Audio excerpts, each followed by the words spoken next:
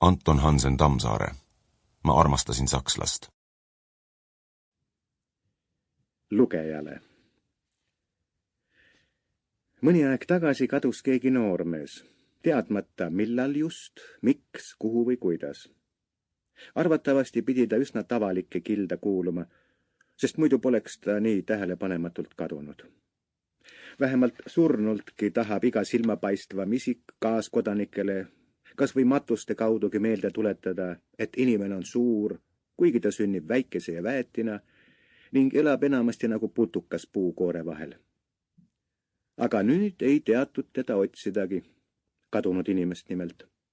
Sest need, kelle juures ta linnas elas, arvasid, et on ajutiselt maale isa tallu asunud. Seal aga oldi veendunud, et ta elab endiselt linnas. Ja kui lõpuks selgus, et teda pole ei maal ega linnas, siis ei osatud otsimise suhtes enam millestki peale hakata. Teatati politseile, aga seal öeldi, et inimest on raske otsida ja leida, kui tema kadumises, selle põhjustes või tagajärgedes ei ilmne kuritegevuse tunnuseid. Selle küsimuse juurtlemiseks majaproua, kelle juures noormees oli elanud, tõi politseile käsikirja, mis kadunult järele jäänud. Aga kui oldi käsikirjaga lähemalt tutvunud, siis leiti, et ka selles puuduvad soovitud kuritegelised jäljed.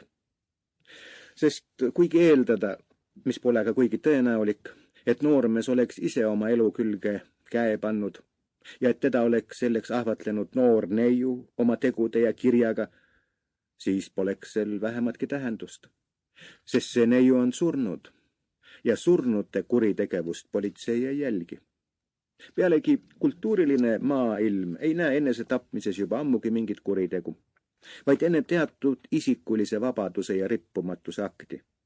Sellepärast ei peaks võima ka enese tapmisele ahvatlejaid seaduse nimel taga kiusata.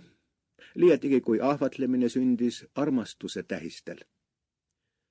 Ühesõnaga, käsikirjas leiti küll psühholoogiat, aga mitte kriminaalset psühholoogiat, millega tegeleb politsei.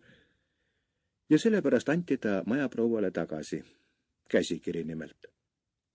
Kadunu omastega läbi rääkinud, majaproua pöördus minu poole, sest talle oli öeldud, et mina tundvat huvi igasuguse psühholoogia vastu, olgu see siis kriminaalne või muidu niisama. Nõnda sattus kõnesolev käsikiri minu pihku. Käsikirja lugedes mind paelus muuseas küsimus, mil määral küll temas esitatud sündmused võiksid tõsieludele vastata.